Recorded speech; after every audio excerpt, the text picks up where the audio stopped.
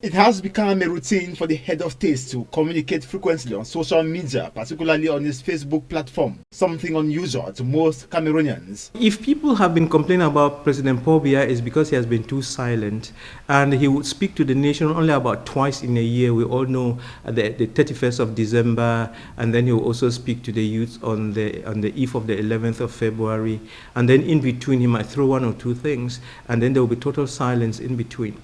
And so people are mightily surprised because almost every day he is coming up with something on social media now, a tweet or whatever, to say, look, this is the way I see things, this is the way I want things done. This is a kind of change, an indicator of the change that everybody has been waiting for. While Dr. Nick Ngwanyam considers this new form of communication by President Paul Biya as a wind of change, another Cameroonian, Dr. Marcel Senghor Joko, a political analyst, says he is merely playing his political cards. That with the number of registered Cameroonians on the electoral list for the upcoming presidential election, every presidential hopeful candidate is striving to woo or seduce electorates with daily juicy, convincing and assuring diplomatic releases. Thus, President Biya is aware he is in tough competition and must not slumber or nurse silence when others are busy campaigning to win electorates.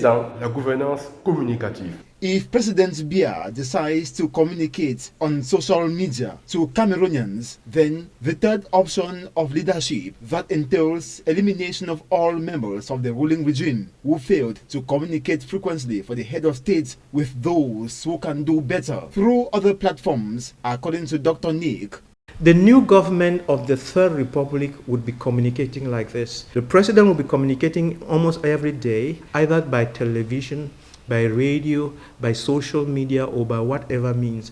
Ministers will be communicating almost every day. Directors will be communicating almost every day. So this thing that we've been talking about, dialogue in the nation will be on social media and will be on television, radio, and so on, where the government is talking to the governed and there is this communication. I mean, things have changed and things are not going to be the same again. He thinks if the head of state and his government were communicating like this, Cameroon wouldn't have been in a deep mess. He realizes that communication is a great thing, and he is using the most modern tool that would reach everybody at a very cheap cost, and then, you know, something that youth like a lot. So he is bypassing everybody and reaching out to everybody who has a phone in hand. This Third Republic way of communicating, he adds, will enable the next president get insights of everything and enhance development through placements of engineers in the government.